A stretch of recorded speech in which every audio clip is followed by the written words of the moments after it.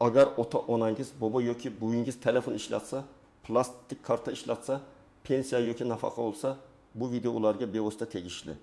Men bugun juda muhim mavzuni tushuntiraman. Telefon orqali aldoqlar. Plastik kartadan pul yechib olish, soxta bank xodimlari, soxta davlat tashkiloti vakillari va qarindosh nomidan pul so'raydigan firibgarlar haqida gaplashamiz. Bu ma'lumotni hozirroq ota-onangizga, bobo va buvingizga yuboring. Chunki bitta noto'g'ri bosilgan tugma, bitta aytilgan SMS kod yoki bitta ishonib qilingan pul o'tkazmasi butun yig'ilgan mablag'ni yo'qotishga olib kelishi mumkin. Kanalga hozirroq obuna bo'ling, videoga like bosing. Chunki men oddiy, tushunarli va amaliy tilda nima qilish kerakligini birma-bir aytib beraman. Avvallari firibgarlik ko'proq yuzma-yuz bo'lardi. Kimdir eshik taqillatib, gaz tekshiruvidan keldim, kommunal xizmatdanman. Arzon dori olib keldim. Hujjatni rasmiylashtirib beraman deb odamni aldardi. Bunday holatda odam hech bo'lmasa firibgarning yuzini ko'rardi, qo'shnisidan so'rardi, pasport yoki guvohnoma talab qilardi. Hozir esa firibgarlar uyga kelmasdan telefon, messenger, SMS, internet va bank ilovalari orqali ishlayapti. Ular o'zini bank xodimi, soliq xodimi, pensiya jamg'armasi vakili, IIB xodimi, shifokor, hatto farzandingiz yoki nabrangiz sifatida ko'rsatishi mumkin. Eng xavflisi shundaki, ular odamning qo'rquvi, shoshilinch holatdagi sarosimasi va yaqinlarga bo'lgan mehrdan foydalanadi. Masalan, kartangizdan pul yechilyapti. Hozir kodni ayting, to'xtatamiz. O'g'lingiz avariyaga uchradi, zudlik bilan pul kerak. Pensiyangiz oshiriladi. Ariza to'ldirish uchun kodni ayting. Sizga yordam puli chiqdi, kartangiz raqamini yuboring deyshadi oddiy odam. Ayniqsa yosh katta inson bunday gapni eshitganda tekshirib o'tirmasdan ishonavera oladi. Chunki u bank tizimini chuqur bilmasligi mumkin, ilovadagi yozuvlarni tushunmasligi mumkin yoki shunchaki qo'rqib ketadi. Oldin firibgarning maqsadi odamdan naqd pul olish edi. Hozir esa maqsad kartaning ma'lumotlarini, SMS kodini, bank ilovasiga kirish parolini, pasport rasmini yoki telefon orqali tasdiqlash kodini olish. Agar firibgar shu ma'lumotlardan bittasini qo'lga kiritsa, u bir necha daqiqada kartadagi pulni boshqa hisobga o'tkazishi, kredit rasmiylashtirishga urinishi, nomingizdan boshqa odamlarni aldashi yoki bank ilovasiga kirib sizni pulingizsiz qoldirishi mumkin. Men ekspert sifatida eng avval bitta qo'ydan aytaman. Haqiqiy bank xodimi, haqiqiy davlat idorasi, haqiqiy pensiya tashkiloti hech qachon sizdan SMS kod, bank ilovasi paroli, karta, PIN kodi yoki kartaning orqa tomonidagi 3 xonali kodni so'ramaydi. Agar kimdir telefon qilib shu ma'lumotlardan birini so'rasa, u qanchalik chiroyli gapirmasin, qanchalik rasmiy ohangda gapirmasin. Bu firibgarlik ehtimol juda yuqori. Birinchi navbatda yoshi katta insonlar ehtiyot bo'lishi kerak. Chunki firibgarlar ko'pincha aynan ota-onalarimiz, bobo va buvilarimizni nishonga oladi. Nega? Chunki ular odatda odamlarga ko'proq ishonadi. Telefon orqali kelgan xabarni rasmiy deb qabul qiladi. Bankdanman desa ishonib qolishi mumkin. Bundan tashqari pensiya oladigan kartalar, nafaqa pullari, jamg'arilgan omonatlar ko'pincha yoshi katta insonlar uchun juda muhim bo'ladi. Firibgar esa aynan shu pulni ko'zlaydi. Ikkinchi guruh, yolg'iz yashaydiganlar. Masalan, buvingiz uyda yolg'iz, farzandlari ishda. Telefoniga notanish raqamdan qo'ng'iroq bo'ldi. Men bank xavfsizlik bo'limidanman. Hozir kartangizdan 2 million so'm yechilmoqchi. Darhol tasdiqlash kodini ayting deyishdi. U odam qo'rqadi. U pulim ketib qolmasin deb o'ylaydi. Aslida esa SMSdagi kodni aytgan paytida pulini o'zi firibgarga topshirgan bo'ladi. Bu holatda firibgar uni shoshirgan bo'ladi. Telefonni qo'ymang, hech kimga aytmang. Bu maxfiy operatsiya deydi. Mana shu jumlalar juda xavfli belgilar. 3-guruh, yaqinda yangi telefon olgan yoki bank ilovasini endi ishlata boshlagan odamlar. Ular ilovada qaysi tugma nima qilishni bilmasligi mumkin. Firibgar esa men sizga yordam beraman, ekranda nima chiqsa o'qib bering deb asta-sekin odamni boshqaradi. Masalan, odam telefonimga bir kod keldi desa, firibgar bu bekor qilish kodi. Ayting, kartangizni himoyalaymiz deydi. Aslida esa bu kod bank ilovasiga kirish yoki pul o'tkazmani tasdiqlash kodi bo'ladi. 4-guruh, qarindoshlari chet elda yoki boshqa shaharda ishlaydigan oilalar. Firibgarlar ba'zan Telegram yoki boshqa messenjerlarda qarindoshning suratini qo'yib, uning nomidan yozadi. Assalomu alaykum, telefonim buzilib qoldi. Yangi raqamdan yozayapman. Zudlik bilan 1,5 million so'm kerak. Ertaga qaytaraman deydi. ota yoki ona farzandim qiynalyapti deb darhol pul o'tkazadi. Keyin haqiqiy farzandiga qo'ng'iroq qilsa, u hech narsa so'ramagan bo'ladi. Endi real hayotga yaqin misollar bilan tushuntiraman. Birinchi misol. 6-8 yoshli pensioner ayol har oy kartasiga 1.200.000 so'm pensiya oladi. Unga notanish raqamdan qo'ng'iroq bo'lib, sizga qo'shimcha yordam puli chiqdi, ro'yxatdan o'tkazamiz deyshadi. Unga SMS keladi. Kodni aytadi. Oradan 5 daqiqa o'tib kartasidagi 1.200.000 so'm boshqa hisobga ketadi. Ayol men pul olaman deb o'ylagandim, aksincha pulim ketdi deb qoladi. Bu yerda asosiy sabab yordam puli va'da qilinib, odamning umididan foydalanilgan. Ikkinchi misol, 7 yoshli otaxonning nabrasi boshqa shaharda o'qiydi. Kechqurun Telegramdan nabraga o'xshagan akkaunt yozadi. Bobo zudlik bilan 800.000 so'm tashlab bering, muhim to'lov bor. Keyin tushuntiraman. Otaxon savol bermaydi, chunki nabrasini yaxshi ko'radi. Pulni o'tkazadi. Keyin bilsa, nabraning akkaunti buzilgan yoki uning suratidan foydalanib soxta profil ochilgan. Bu holatda asosiy xato. Ovozli qo'ng'iroq qilib tasdiqlamaslik. Uchinchi misol, 6 yoshli ayolga sizning nomingizga kredit rasmiylashtirilmoqda. Uni to'xtatish uchun bank ilovangizga kiring deyshadi. U bank ilovasiga kiradi. Firibgar ekrandagi tugmalarni bostiradi. Bu tekshiruv uchun, xavfsizlik uchun deb uni ishontiradi. Natijada ayol o'zi bilmagan holda 5 million so'm kredit oladi va pulni firibgarning kartasiga o'tkazadi. Keyin bank oldida qarzdor bo'lib qoladi. Bu misolda xavf shundaki, odam kreditni men olmadim deb o'ylaydi. Lekin ilovada o'zi tasdiqlagan bo'lishi mumkin. 4-misol, bir kishiga siz lotereyada yutdingiz deb yozishadi. Yutug'ingiz 1 million so'm. Faqat soliq va rasmiylashtirish uchun 300.000 so'm yuboring deyshadi. Odam 300.000 yuboradi. Keyin yana komissiya, kuryer puli, sertifikat puli deb yana pul so'rashadi. Natijada odam 10 million olaman deb 1 milliondan ortiq pulini yo'qotishi mumkin. Qo'ydani eslab qoling. Agar siz birov yutuqda qatnashmagan bo'lsangiz, siz yutmagansiz. Haqiqiy yutuq uchun avval pul to'latishmaydi. Kimlar unchalik xavotirlanmasligi mumkin? Men umuman xavotirlanmang demayman, chunki hozir hamma ehtiyot bo'lishi kerak. Lekin agar siz hech kimga kod aytmasangiz, notanish havolalarga kirmasangiz, karta ma'lumotlarini yubormasangiz, bank ilovasini faqat o'zingiz ishlatsangiz va shubhali qo'ng'iroqda telefonni qo'yib, bankning rasmiy raqamiga o'zingiz qayta qo'ng'iroq qilsangiz, xavf ancha kamayadi. Ya'ni xavfsizlikning yarmi texnik bilimda emas, odatlarda. To'g'ri odat bo'lsa, firibgar sizni aldashi qiyinlashadi. Eng katta tuzoqlardan biri shuki, firibgarlar doim qo'pol yoki savodsiz gapirmaydi. Ba'zilari juda madaniyatli, rasmiy, hatto ismingizni, tug'ilgan yilingizni, bank nomini bilib gapirishi mumkin. Odam u mening ismimni bildi, demak haqiqiy xodim deb o'ylaydi. Bu noto'g'ri. Hozir telefon raqami, ism eski e'lonlar. Ijtimoiy tarmoqdagi ma'lumotlar turli joylarda tarqalib ketgan bo'lishi mumkin. Firibgar siz haqingizda 2-3 ta ma'lumotni aytib ishonch uyg'otadi, lekin bu uning haqiqiy xodim ekanini isbotlamaydi. Ikkinchi nozik jihat. Qo'ng'iroq raqami tanish yoki rasmiyga o'xshab ko'rinishi mumkin. Ba'zi firibgarlar raqamni almashtirib ko'rsatish texnologiyalaridan foydalanadi yoki messenjerda bank logotipini qo'yib oladi. Shu sababli telefonda ko'ringan nomga ham 100% ishonib bo'lmaydi. Men doim shunday deyman. Qo'ng'iroq kelgan raqamga emas, o'zingiz bilgan rasmiy raqamga ishoning. Kartangiz orqasidagi raqam, bankning rasmiy saytidagi raqam yoki bank filialidagi ma'lumot ishonchliroq. 3-tuzoq, telefonni qo'ymang degan bo'lsin.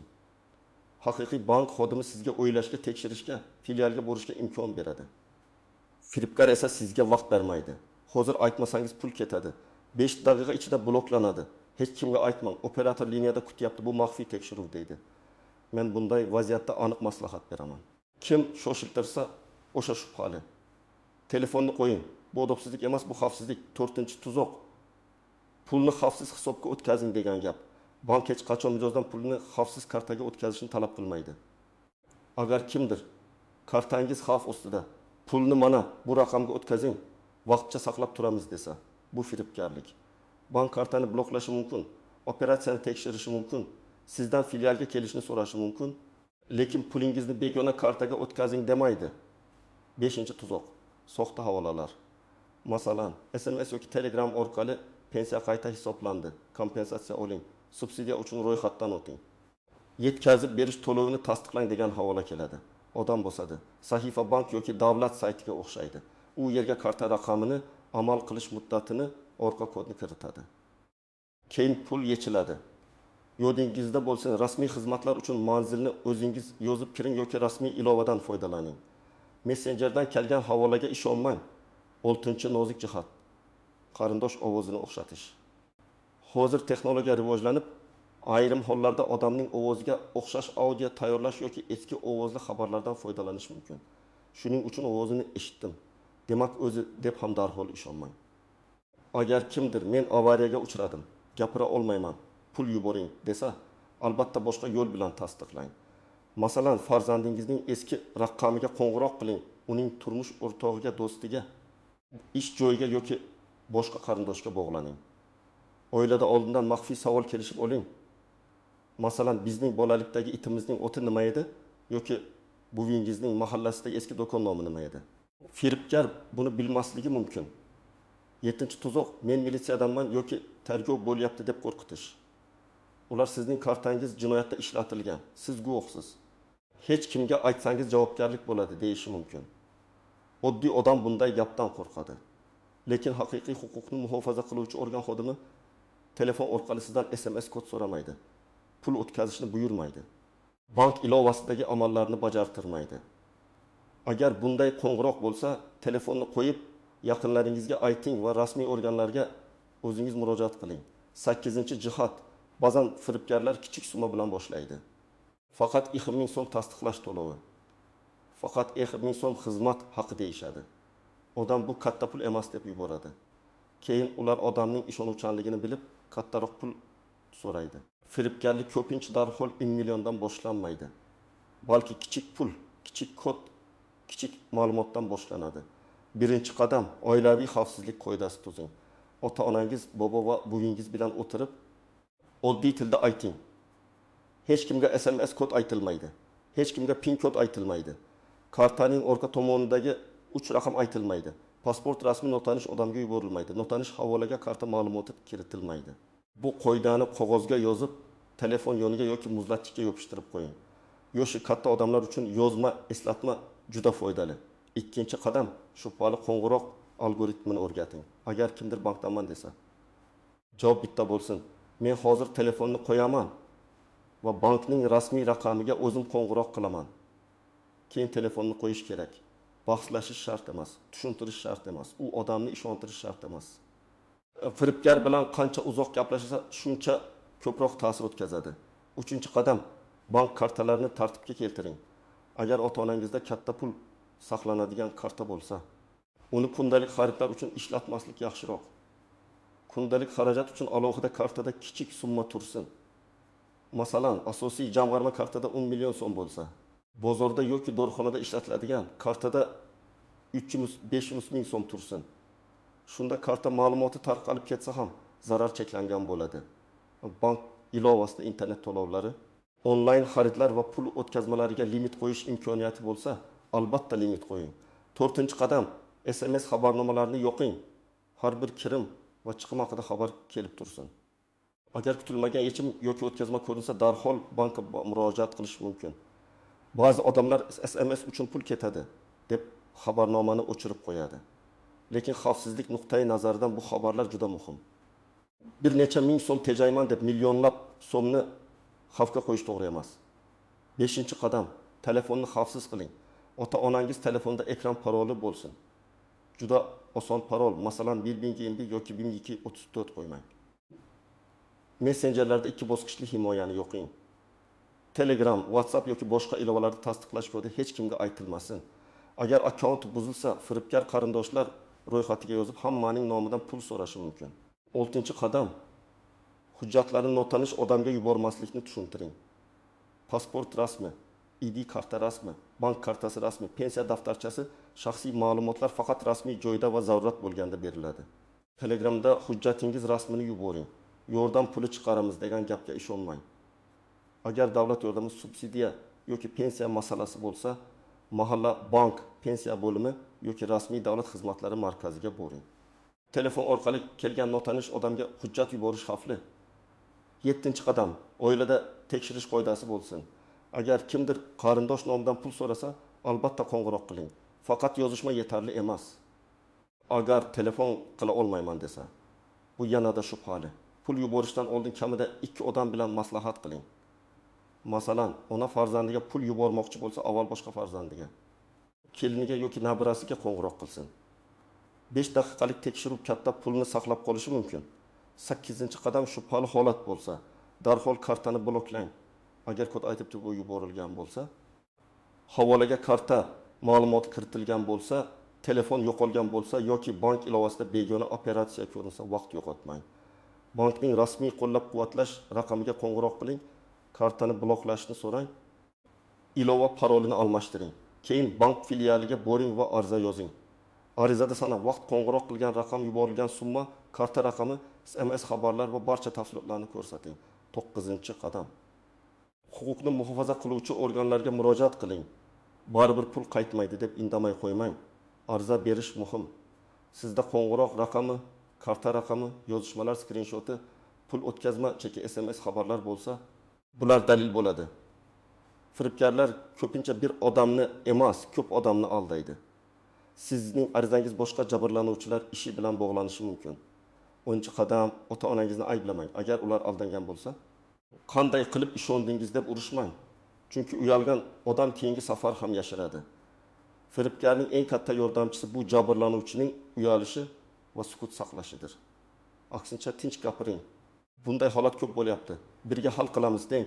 Keyin bankka, kerakli idoralarga, operatorga, huquqni muhofaza qiluvchi organlarga murojaat qiling. Eng muhimi, keyingi zararni to'xtatish. Men yana bir amaliy ro'yxat beraman. Agar telefon qilgan odam sizdan SMS kod so'rasa, bu xavf. Agar karta PIN kodini so'rasa, bu xavf. Agar pulni xavfsiz kartaga o'tkazing desa, bu xavf. Agar hech kimga aytmang desa, bu xavf. Agar hozir bo'lmasa kech bo'ladi deb bosim qilsa, bu xavf. Agar Telegram orqali qarindosh nomidan pul so'rasa, avval ovozli qo'ng'iroq bilan tekshiring. Agar havolaga kirib karta ma'lumotini kiritish so'ralsa, to'xtang va rasmiy manbadan tekshiring. Yana bir muhim maslahat, bank ilovasini ishlatishni ota-onangizga o'zingiz o'rgating. Faqat bosmang, kirmang deyish yetarli emas. Ularga mana bu balans, mana bu o'tkazma, mana bu sozlamalar, mana bu bloklash tugmasi deb ko'rsating. Qaysi yozuv nimani anglatishini tushuntiring. Agar ular tushunmasa, asabiylashmang. Bir marta emas, 3-4 marta tushuntirishga to'g'ri keladi. Bu vaqt sarfi emas. Bu ularning pulini va asabini himoya qilishdir. Bugun men sizga eng muhim qoidalarni tushuntirdim. SMS kod, PIN kod, bank ilovasi paroli va karta orqa kodini hech kimga aytmaymiz. Shubhali qo'ng'iroqda telefonni qo'yib, rasmiy raqamga o'zimiz qo'ng'iroq qilamiz. Qarindosh nomidan pul so'ralsa, albatta tekshiramiz. Havolalarga karta ma'lumotini kiritmaymiz. Firibgarlik bo'lsa, darhol bankka va tegishli organlarga murojaat qilamiz. Bu videoni hoziroq ota-onangizga, bobo va buvingizga yuboring. Izohlarda yozing. Siz yoki tanishlaringiz shunday aldovga duch kelganmi? Videoga like bosing, kanalga obuna bo'ling. Chunki men sizga va yaqinlaringizga foydali bo'ladigan muhim ma'lumotlarni sodda tilda tushuntirib boraman.